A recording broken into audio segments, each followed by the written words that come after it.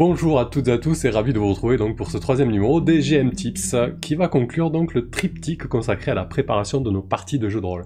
Dans le premier numéro, je vous ai parlé de la manière dont on pouvait préparer l'improvisation.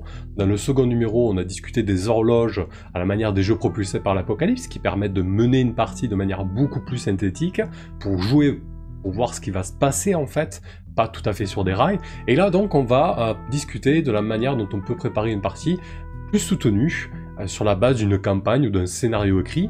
On l'a tous fait, ça nous a pris des journées entières, voire des nuits, mais ça a son intérêt quand on veut jouer quelque chose que l'on trouve cool, écrit par quelqu'un d'autre, qu'on veut se faire plaisir avec ça, c'est tout à fait légitime, et moi je le fais encore et je le fais avec plaisir. Par contre, effectivement, c'est chronophage, alors on va essayer de décortiquer un petit peu des conseils et des tips pour gagner du temps, mais surtout pour être efficace lorsqu'on mène la partie.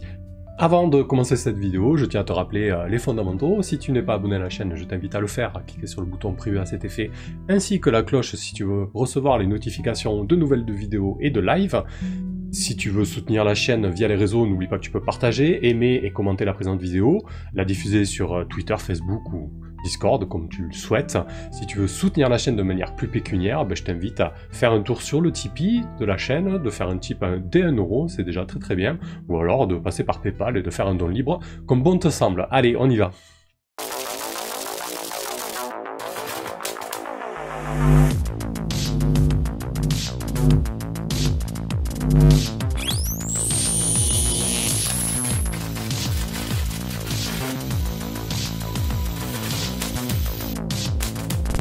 Ce que je vais vous présenter là, c'est pas une manière absolue de préparer vos parties de jeux de rôle, d'accord? C'est une manière très personnelle de les préparer. C'est la façon dont je procède pour préparer une partie, que ce soit des scénarios ou campagnes achetés sur le commerce, d'auteurs, donc déjà écrites en fait. Il y a très certainement des conseils de bon sens que beaucoup d'entre vous appliquent déjà, mais voilà, ça coûte rien de les diffuser et de toute manière, pourquoi pas, ça peut aider certaines personnes. Il se peut que vous-même, vous ayez une meilleure méthode ou que vous ayez de meilleurs conseils sur certains points. N'hésitez pas à nous les donner en commentaire de la vidéo. Donc, avant toute chose, il y a quand même le b.a.-ba à rappeler lorsqu'on veut proposer une partie de jeu de rôle, surtout une partie préparée, ou pas d'ailleurs. Pensez, si vous le pouvez, à préparer un peu de musique. Alors attention, au début, la gestion de la musique, ça peut être un petit peu compliqué, surtout si c'est vos premières parties de jeu de rôle. Je vous déconseille de vous concentrer sur la musique. Ce que je conseille de faire, c'est de prendre 2, 3, 4 morceaux grand maximum qui établissent une ambiance assez générale, donc plutôt des sons d'ambiance, d'accord? Vous trouverez ça notamment sur la chaîne de Michael Gelfi qui fait vraiment des très très bons sons où il va s'afficher. N'hésitez pas à aller faire un tour sur sa chaîne. Voilà, donc déjà si vous voulez mettre de la musique dans vos parties, au début, c'est compliqué à gérer parce qu'il faut penser au scénario qu'on veut préparer, il faut penser à la musique, il faut penser aux joueurs, il faut penser à tout un tas de choses. Donc je vous déconseille de vous focus sur la musique. Donc le mieux pour ça, c'est de vous faire 3-4 morceaux. Un morceau ambiance forêt, par exemple si ça va se passer en forêt, ou ambiance généraliste pour l'ensemble des scènes, la majorité des scènes disons, et puis une ambiance un peu horrifique lorsque la tension monte, ou une ambiance de marée lorsque les joueurs seront sur les marées, voilà. Mais l'idée c'est d'avoir au maximum 3 ou 4 morceaux assez global, avec des pistes peut-être d'une demi-heure, 1 heure, et qui vont tourner en boucle, c'est amplement suffisant pour une première partie. Donc, bien évidemment, pensez aussi à avoir un calepin et un stylo. Au début, personnellement, je prenais les notes sur ordinateur et j'ai trouvé ça un petit peu fastidieux, je suis vite revenu au papier. Je trouve qu'on peut vite noter quelque chose de simple avec son écriture, avec sa manière de prendre des notes. Chacun a des méthodes très spécifiques pour la prise de notes. Moi, j'écris comme un chien avec beaucoup de diminutifs, mais au moins je sais que c'est rapide, efficace et je sais me relire. Sur l'ordi, le problème, c'est que ça vous demandez de focus un écran, tapez-le au clavier, ça va faire du bruit, ça peut vous faire sortir la partie, alors que le calepin on a sur le côté, on griffonne, c'est fini. Donc voilà, un calepin, un stylo, un peu de musique, des dés bien évidemment, et tout ça. Je reviens pas là-dessus, mais voilà, je voulais faire un petit point sur la musique, si ça vous plaît, si ça vous botte, tentez l'expérience, c'est pas si sorcier que ça, mais commencez petit. Voilà, comme quand on commence une partie de rôle, finalement, il faut pas se lancer dans des grands univers et aller petit à petit. Et un calepin, un stylo pour vos notes, parce que les notes c'est vraiment essentiel, voilà. Alors là, c'est vraiment des conseils et des méthodes généralistes que je vais vous donner. Ça s'applique aussi bien à un scénario one-shot, à une campagne de longue durée, à une campagne sandbox, à un module en forme de Canva. Voilà, c'est vraiment très très généraliste. Première étape pour moi, vraiment essentielle, c'est de faire une lecture complète. sans rien d'autre autour qui vous parasite. C'est-à-dire que vous prenez votre module 1, vous prenez votre scénario, votre campagne, vous la lisez du début à la fin, sans prendre de notes, sans vous poser de questions, vous faites une première lecture complète. Voilà. Parce que si vous faites une première lecture en vous disant « Ah ouais, non, mais je vais prendre des notes tout de suite parce que j'ai pas envie de perdre de temps, etc. » Le problème, c'est que ça va vous perturber, ça va vous couper dans votre lecture, et déjà, votre cerveau, il va un peu s'égarer. En faisant une lecture vraiment complète, ça vous permet d'avoir une vue d'ensemble de ce qu'est le scénario ou la campagne. Et on verra pour la suite, c'est vraiment très très essentiel, en fait. Et déjà, lorsque vous aurez fait une lecture complète, et que vous allez dormir dessus, et que vous allez y repenser, etc., vous allez commencer à vous façonner dans votre esprit votre propre vision de votre scénario, de ce scénario ou de cette campagne. Parce que vous allez voir, il va être très compliqué de la recracher telle qu'elle, ou telle que l'auteur l'a imaginée. Une fois que vous avez fait cette première lecture complète, vous allez pouvoir passer à une seconde lecture. Seconde lecture où là, elle va être entrecoupée de prises de notes. C'est-à-dire que là, lorsque je fais cette seconde lecture, je commence à avoir mon calepin à côté ou mon ordinateur. Là, vous n'êtes pas en partie, vous faites comme vous voulez. Ou même en partie, hein, si vous voulez prendre l'ordi, vous êtes grand, hein, c'est comme vous voulez. Où là, donc, je fais une deuxième lecture et je vais commencer à prendre des notes. Des notes sur ce qui me semble essentiel et surtout ce qui me marque dans le scénario. Ça va être le ton d'une scène. Ça va être la particularité d'un PNJ. Ça va être les points essentiels, les choses qu'il ne faut pas oublier. On peut, sur certains scénarios en chemin de fer ou en toboggan, ça peut être les checkpoints, d'accord, les points qu'il ne faut pas louper si on veut mener correctement ce scénario ou cette campagne. Donc, cette lecture-là, elle va être complète aussi, il faut pas sauter des étapes, mais c'est le moment où vous allez commencer à prendre des notes. Le fait de prendre des notes va vous permettre aussi, encore une fois, de mieux mémoriser le scénario. Je veux dire, c'est comme quand on était en cours, etc. Le fait d'écrire, en fait, de prendre des notes, c'est pas anodin, en fait. C'est que déjà, il y a un système, un mécanisme de mémorisation qui commence à se faire, en fait. Et du coup, en prenant ces notes, vous allez commencer à vous imprégner correctement du scénario. Ensuite, ce que je fais, c'est que je vais faire une troisième lecture, mais là beaucoup moins assidue, je dirais. Je vais plutôt survoler, maintenant que je connais bien la structure, je vais survoler les points d'intérêt, et surtout je vais m'arrêter ensuite à chaque étape essentielle pour faire une synthèse en fait. Alors là, c'est assez important parce que c'est le moment où je vais commencer mon document de travail, je dirais, le document avec lequel je vais mener la partie. Parce que quand je mène une partie, et ça je vous conseille vivement de le faire, je n'ai pas le scénario complet, et je n'ai pas le bouquin. Le scénario, la campagne ou le bouquin, il est dehors. Je ne me plonge pas dedans. La pire des choses, c'est de se dire, attendez, vous me laissez... alors, vous pouvez prendre du temps hein, pour remettre dans vos idées en place, etc. Mais se dire que le bouquin, qui fait 50, 60 pages ou plus même, est un bon support en partie, c'est un peu compliqué parce que vous allez vous retrouver avec le bouquin, à le feuilleter, etc. Alors peut-être que vous organisez autrement et que vous mettez des signets dans votre bouquin, mais moi c'est pas ma méthode. Donc ce que je fais en fait à partir de la deuxième et troisième lecture, c'est que je vais commencer un document de synthèse. Alors là en général je le fais sur informatique, sur Drive notamment parce que ça me permet de l'avoir un peu partout et de bosser dessus quand j'en ai envie. Et là du coup vraiment c'est synthétique. Par exemple, si vous avez une scène qui se passe dans un vieux manoir, une scène frappante avec un poltergeist dans la salle à manger du manoir qui va commencer à envoyer des objets un peu partout, il se peut que l'auteur, sur cette scène, il vous ait fait une page entière à 4 de description. Et là, votre boulot, à vous, c'est de dire, attendez, qu'est-ce qui est pertinent dans cette scène? Alors, il ne s'agit pas de remettre en cause le travail de l'auteur. L'auteur qui ait fait une page à 4 de description, tant mieux, je veux dire. Mais, vous, quand vous allez le mener, est-ce qu'on vous demande d'apprendre par cœur cette description d'une page entière? Je pense pas. En fait, l'auteur, en faisant quelque chose de concis ou non, ce qu'il veut, c'est vous retranscrire quelque chose, une ambiance, une scène à jouer. Donc là, à partir de là, il va falloir noter les mots-clés, en fait, qui vous semblent essentiels à cette scène. Est-ce qu'il y a une arme sur la table? S'il y a une arme sur la table, ce sera peut-être pertinent de la noter. Quel est le caractère du poltergeist? Est-ce qu'il est violent? Est-ce qu'il est farceur?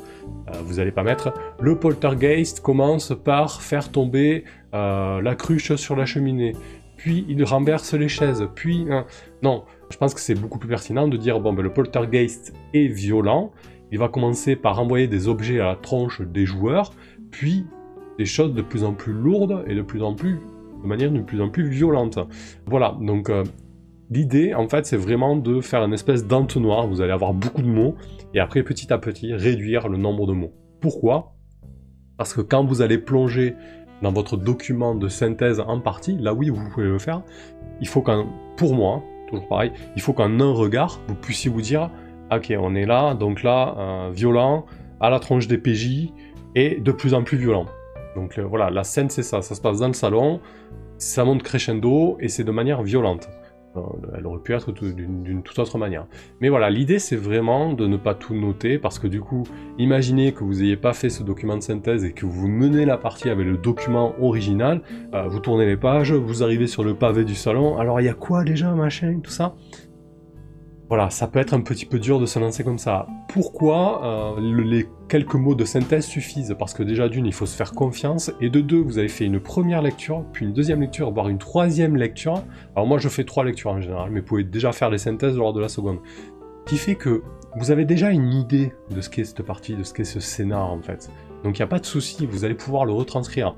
Et la note de synthèse et les quelques mots sont là juste pour raviver votre mémoire et raviver votre idée que vous vous êtes fait de cette scène en fait. C'est ça l'important. Donc ça marche avec les scènes, mais ça marche aussi avec les PNJ.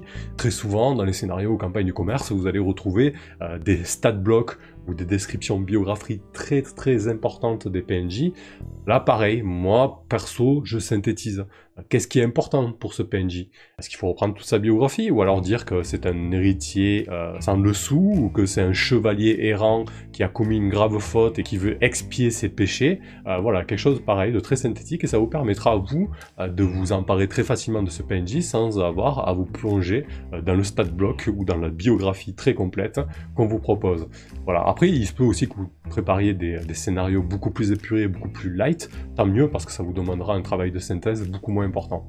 Ce que je veux vous dire aussi, c'est que ne vous sentez pas coupable si vous ne respectez pas à la lettre ce que l'auteur a écrit. D'une, l'auteur il ne sera pas là lorsque vous allez le jouer, et de deux, surtout il ne va pas venir hanter vos nuits si vous ne respectez pas son écrit au pied de la lettre. L'important c'est d'arriver à dégager je dirais l'âme principale du scénario de la campagne, mais à la marge vous pouvez modifier 2-3 bricoles, hein. S'il y a un défaut d'un PNJ qui vous ne convient pas, parce que vous pensez que vous n'allez pas arriver à vous en emparer, personne ne vous en voudra si vous modifiez ce PNJ. Tant que vous ne modifiez pas son rôle clé dans le scénario, ça ne pose pas de problème, d'accord? Ensuite, il faut aussi, je pense, moi ce que je fais, c'est tout préparer en amont. Alors ça peut paraître très fastidieux, mais pourquoi je fais ça? Parce que ça me permet d'avoir une vision d'ensemble du scénario ou de la campagne.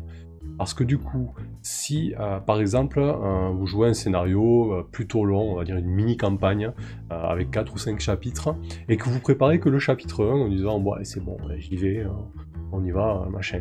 Le problème c'est que il se peut que vos PJ ne respectent pas du tout ce qui va se passer. Et si vous n'avez pas une vue d'ensemble du scénario de la campagne, ben vous risquez d'être un petit peu pris au dépourvu. Et si vous êtes pris au dépourvu, vous allez devoir... Enfin, le risque, c'est de vouloir remettre les PNJ sur les rails d'une manière forcée. Alors oui, vous allez sûrement les remettre sur les rails, mais c'est mieux quand c'est amené d'une manière subtile, ou carrément avec l'envie même des PJ de se remettre sur les rails. Et ça... Par contre, si vous n'avez pas tout préparé, ça peut être un peu plus compliqué parce que vous n'avez pas tous les enjeux de la campagne. Et surtout, ça ne vous permet pas de rebondir sur des éléments que vous pouvez anticiper et amener directement en jeu lors de cette session qui pourtant, dans votre tête, vous n'aviez pas prévu ça. Voilà, donc moi j'aime bien quand même arriver avec tout de préparer, tout de synthétiser. Alors je dis pas que entre deux parties j'y retourne pas. Par exemple, si j'ai tout préparé, il se peut que lors de la seconde session, ben, je regarde plus ou moins le chapitre qu'on va jouer à ce moment-là. Donc ça permet aussi de s'adapter. Et d'ailleurs c'est très important de s'adapter entre deux sessions. Il se peut que vous soyez pris au dépourvu, comme je vous le disais, et que vous oubliez un élément essentiel du scénario, je ne sais rien, un indice clé ou un PNJ clé. Ne paniquez pas, tout n'est pas perdu. Entre deux sessions, réajustez, et lors de la prochaine session, vous intégrerez cet élément d'une manière un peu... vous allez refixer les morceaux, je dirais, voilà. Donc ça, pareil, lorsque vous êtes en jeu, évitez déjà, comme je dis, de vous plonger dans le gros bouquin, parce que ça, je trouve que c'est rédhibitoire, et aussi, ne paniquez pas si vous avez oublié quelque chose d'essentiel, je veux dire, le monde ne va pas s'effondrer. Vous êtes toujours à temps d'y réfléchir à tête reposée, et d'y revenir. Quoi qu'il en soit, il y a vraiment pléthore de scénarios, de modules, de campagnes sur le marché qui valent le coup d'être joués. Il y a vraiment des gens brillants qui écrivent des choses brillantes.